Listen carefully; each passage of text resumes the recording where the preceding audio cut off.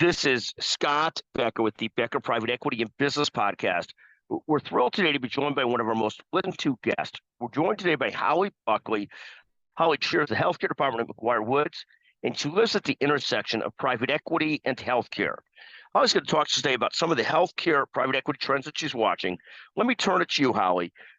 And also, congratulations is in order. In addition to Holly being the chair of the healthcare department at McGuireWoods, she also recently joined a not-for-profit board in the city of Chicago. And she also just celebrated 15 years at the McGuireWoods law firm. She's an incredibly brilliant and driven and personable leader and a tremendous talent. Holly, take it away and tell us what are some of the themes you're watching currently.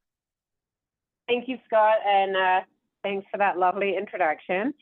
So in terms of some trends that we're watching currently, we're getting, I think, very, very close to a rate cut. We think it's going to happen tomorrow, and I'm predicting it's just going to be a quarter point. Scott, I'd be interested in your predictions on that. I think that's right. I mean, I think the expectations are a quarter to 50 basis points. You know, it's gone back and forth, but I think people are leaning towards starting small, and I assume that's where Chairman Powell will go. And with retail sales being great in August, I probably think that he sees no reason to panic. He'll probably to that 25 basis points. That's my guess. Yeah, no, I think the same thing. So we'll see where we go tomorrow, but I think there's a lot of anticipation and excitement after 4 years for that. And a lot of analysts are predicting an uptick in deal volume after the rate cut. We keep hearing when there's a rate cut, we're going to see more deal flow.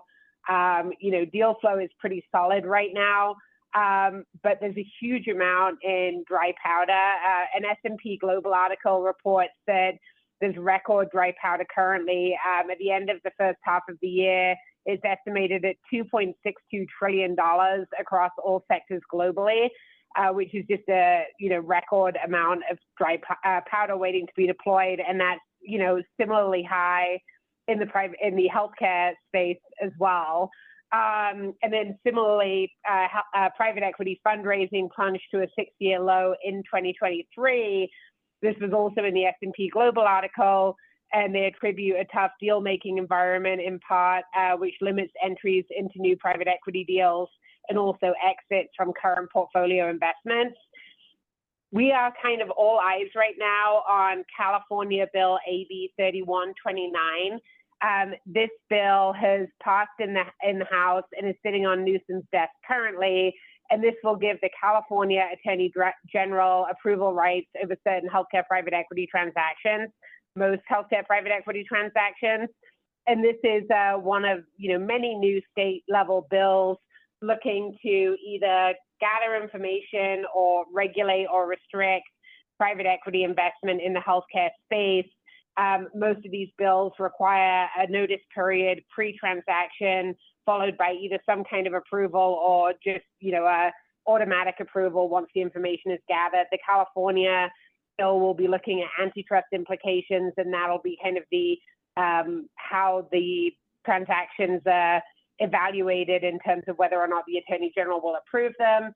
There are a lot of eyes on this, a lot of chatter about it, and we're watching, assuming that Newsom probably will sign it. Final observation is just the interest remains really high in certain sectors. We're still seeing a kind of pullback from the just blanket provider services deal rush that we saw in 2021, 2022, and before. But we are seeing a lot of interest in certain sectors in this space, including med spa and infusion, and then also continued high interest in areas a step or two removed from direct provider services. So areas like pharma services, healthcare IT, and digital health, and seeing really solid transaction volume there. And we're also seeing a good amount of platforms coming to market, private equity to private equity transactions that have been held for a relatively long time and are now coming out and working through some exit transactions, which is great to see. No, fascinating. So a lot going on. It seems like things are certainly getting busier again at the larger fund level. The mid-market funds seem to be getting busier as well. Suddenly we're hearing, yesterday I was on the phone with the private equity leader, managing director, they're starting to raise their sixth fund. You're starting to see people starting to look at fundraising again. exits are still going a little bit slower, but you're starting to see transactions. So there's got to be a transaction with an exit as well. At least some of those deals have to be exits too.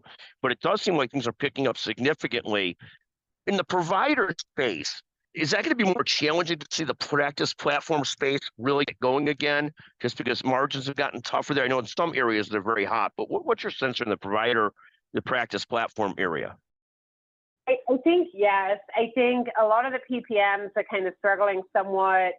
PPM practice management businesses are kind of struggling, as you mentioned, margins. A lot of that is labor costs and just other operating costs that have become really high, making it harder to make profit. But I think also it's the regulatory headwinds, both in terms of the transaction notices, as well as just the general level of scrutiny from state and federal governments.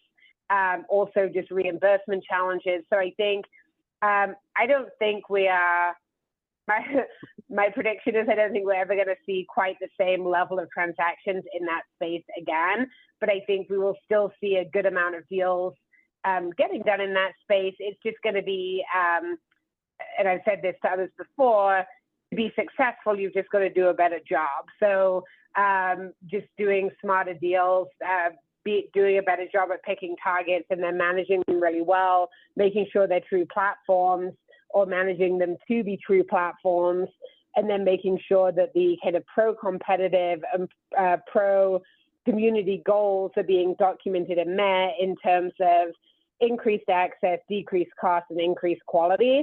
And so I do think there's still a lot of potential on provider services, but I think the absolute boom in deals that we saw is probably not coming back, in my view.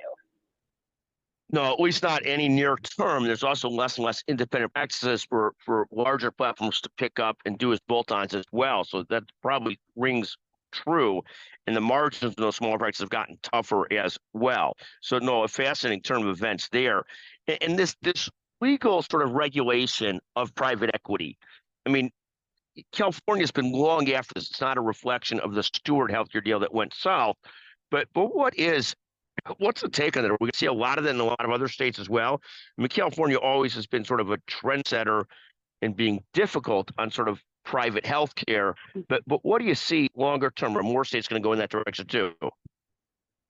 I think a lot of the states that are going to go that way have. I don't necessarily think all states are going to go that way. I think about 16 states currently have pre-transaction notices by my last count.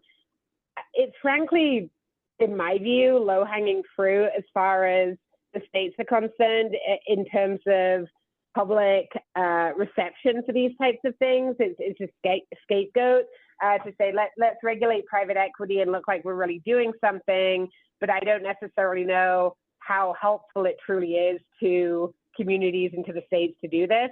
But I think it's something that resonates well on both sides of the aisle and with constituents, for right or wrong. I would argue for wrong.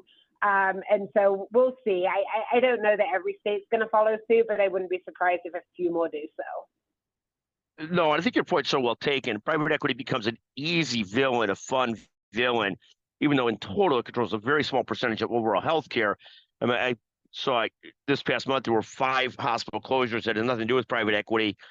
There's a lot of different challenges out there in healthcare that are really totally irrelevant to private equity, but it becomes easy to demonize, as you said, and it's fun politically. We think it's somewhat moronic, but it is fun for the politicians to go after. It's fascinating, actually. Yeah, agreed. And so you've been at the same firm for 15 years, few people today, and you're a second career person also who had a fantastic career at Cerner, which is now part of Oracle, sort of a brilliant career. Any career advice you would give to emerging leaders, emerging professionals? You've knocked it out of the park, absolutely. Any advice you'd give to others? Oh, I don't know about for emerging leaders. What's front of mind right now is we have our brand new baby attorneys starting, and in conversations with them, I think in terms of folks at the outset of careers, especially the careers like law and finance and the careers that are really, really hard, it's really just to hunker down and be okay with things being hard and uncomfortable. I think that I came into this job knowing it was going to be really, really difficult and being so determined I wasn't going to fail, and kind of having that fear every day of they're going to figure out that I shouldn't be here. But being okay with it, with knowing I didn't know anything and being prepared to work really hard and be uncomfortable in doing it. And I think if you can have a good attitude and hunker down, you end up realizing at some point that this isn't so bad and it's actually pretty fun. But I think if you come into it without being prepared to work really hard and knowing that it's going to be uncomfortable, you're all of a sudden very uncomfortable, and you think you're uncomfortable in the bad way and need to get out of it. And so the biggest thing I would say is get comfortable with the uncomfortable, work hard, and at some point you're going to realize how much you're getting out of it. And I mean, I'm thrilled that I'm still at McGuireWoods. I've had the pleasure of working with just fantastic people like yourself, Scott, who's served as a mentor and just an amazing leader to work with. And the longer you stick at something, the more you get out of it. I think I look at folks who have moved every few years, and I just think that looks like such a tremendously hard life. And so I'm thrilled with what I've been able to do with McGuireWoods and look forward to continuing on for another decade or so. God bless you. Again, Holly Buckley, Chair of the Healthcare Department of McGuireWoods, a fantastic professional.